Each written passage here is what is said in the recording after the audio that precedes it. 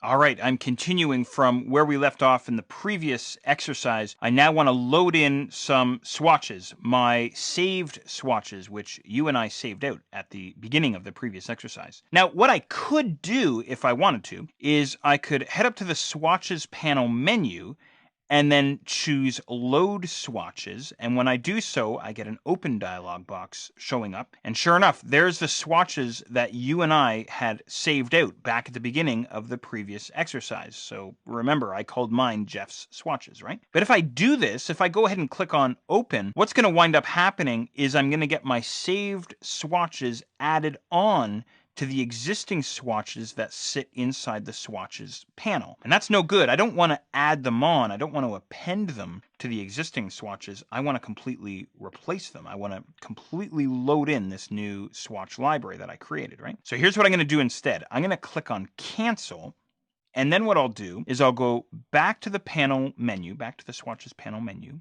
And this time I'll choose replace swatches. Go ahead and do the same. We're taken into the same dialog box, into the same directory where I'm going to grab the same file, Jeff's swatches. Notice the oddball file extension, by the way, .aco. That's what Photoshop uses for its saved out swatches.